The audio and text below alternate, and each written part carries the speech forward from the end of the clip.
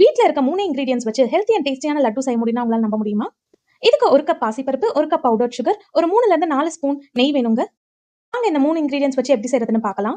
நான் இன்னைக்கு stove on பண்ணி ஒரு சட்டியில 1 கப் பாசிப்பருப்பு போட்டுக்கிறேங்க. போட்டுட்டு நல்லா கோல்டன் ப்ரவுன் ஆகுற வரைக்கும் நல்லா ஸ்லோ ஃப்ளேம்லயே வறுத்து எடுத்துக்கோங்க. பார்த்து பாசிப்பருப்பு கருகாத மாரி பார்த்துக்கோங்க. இப்போ ஒரு 5 மினிட்ஸா நான் ஸ்லோ ஃப்ளேம்லயே வதக்கிட்டு இருக்கேங்க. பாருங்க லைட்டா கலர் சேஞ்ச் ஆகுது. இப்போ 5 மினிட்ஸ் கழிச்சு காட்டுறேன் பாருங்க. எவ்வளவு சூப்பரா கோல்டன் ப்ரவுன் கலர்ல இருக்குது இல்லைங்களா? சோ இந்த ஸ்டேஜ்ல ஸ்டவ் ஆஃப் பண்ணிட்டு ஒரு பிளேட்ல போட்டு ஆற வச்சுக்கோங்க. இப்போ இது கம்ப்ளீட்டா கூல் டவுன் ஆகுற வரைக்கும் வெயிட் பண்ணிட்டு அடுத்து ஒரு பிளெண்டர்ல இது ஃபுல்லா ஆட் பண்ணிக்கோங்க. கூடவே ஒரு 2 ஏலக்காய் நான் ஆட் பண்ணிக்கிறேன் ஃப்ளேவர்க்காக. ஆட் பண்ணிட்டு இத ஃபைன் பவுடரா டிப் பண்ணி எடுத்துக்கோங்க. இப்போ ஒரு சல்லடையில இந்த மாவ கொட்டி ஃபைனா சலிச்சு எடுத்துக்கோங்க. கொரகொரப்பா இருந்தா கொஞ்சம் நல்லா இருக்காது. ஃபைன் பவுடரா தான் நமக்கு வேணும். சோ எல்லாமே சலிச்சுட்டு தனியா எடுத்து வச்சுக்கோங்க. இது கூடவே நான் இப்போ 1 கப் பவுடர் சுகர் ஆட் பண்ணி நல்லா மிக்ஸ் பண்ணிக்கிறேன். இப்போ நான் எண்ணெய் ஒரு 4ல இருந்து 5 ஸ்பூன் நான் சூடு பண்ணி வச்சிருக்கேங்க. சூடா இருக்கிறப்பவே தான் இதுல ஊத்தி ஸ்லோவா கை பொறுக்கிற சூடு வர வரைக்கும் கலந்துட்டு உருண்டை பிடிக்க ஆரம்பிச்சுடுங்க. ரொம்ப நேரம் விட்டீங்கன்னா உருண்டை பிடிக்க வராதுங்க. சோ சூடான நெய் ஊத்துனதுமே இது நல்லா உருண்டை பிடிக்க கரெக்ட்டான கன்சிஸ்டன்சில வந்துரும். எல்லாமே நல்லா கலந்து விட்டு இப்ப நான் வீடியோல காட்டுற மாரி உருண்டை பிடிக்க ஆரம்பிச்சுட்டீங்கன்னா, சூப்பர் அண்ட் டேஸ்டியான பாசிப்பருப்பு உருண்டை ரெடி.